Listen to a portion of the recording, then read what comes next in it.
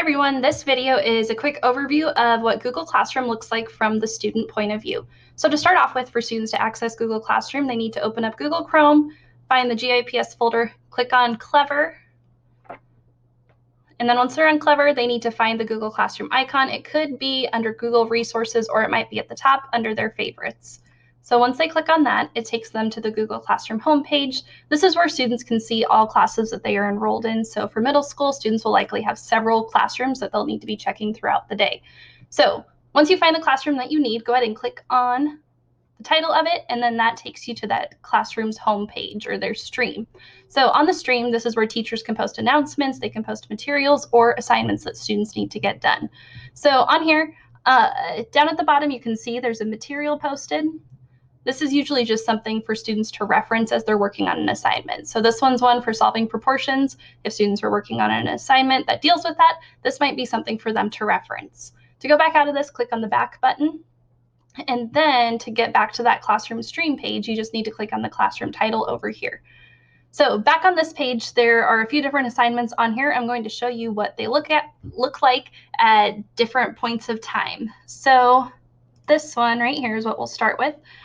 When you open up an assignment, it'll show you how many points it's worth, when the due date is, and then a lot of times teachers will include some just additional instructions on the actual Google Classroom page so that students know what they're supposed to do.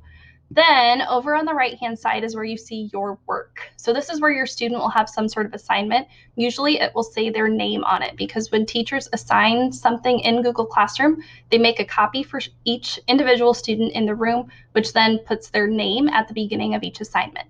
So you can click on that. Depending on the teacher and the class, these assignments might look a little bit different. For this particular one, it's a Google Slides presentation where students would go through, do a couple of different activities before doing some different kind of work on math throughout this. So students would go through and they can actually work on, they have editing privileges on these assignments so they can do whatever they need to show their answers on each question. They'll go through the whole thing. And then when they're done, Google Slides is amazing. It saves everything without having to press a save button or anything. So when they're done, they can go ahead and just close out of that assignment. And then back on the Google Classroom page, what they'll always need to make sure they do when they are finished with an assignment is press this turn in button right here so that the teacher knows it's done and needs to be graded. So I press turn in, it'll come up with kind of a confirmation thing. I press turn in, and then teachers will be able to see that I've completed that work and then they can go through and grade it. So back at the classroom stream page, you can see here I have this other assignment down here.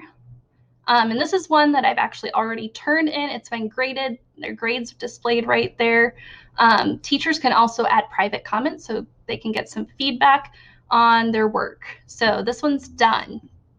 Okay, back on the stream page, up at the top, you can see there's actually 3 different tabs on this Google Classroom page. This is the stream that I've been talking about so far. The next one over is Classwork. This is where you can go to just see kind of a big overview of every assignment that you have had in this class. So on here, you can click on these and it will show you the status of each assignment that you have. So the inequalities day 10 is one that's still assigned. I haven't completed it yet. Day 9 is one that I've turned in. Day 8 is one that I have already done and it's graded. So I know for sure I am done with that one. Another view that you can see on here is this right here where it says view your work.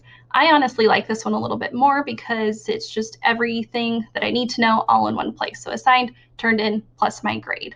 To check your grades, this is a really good place to go so that you can see everything just all together in one spot. Okay, back to that mainstream page. The last tab that I want to talk about is the people. So on here, the main person that you're going to want to focus on is your teacher.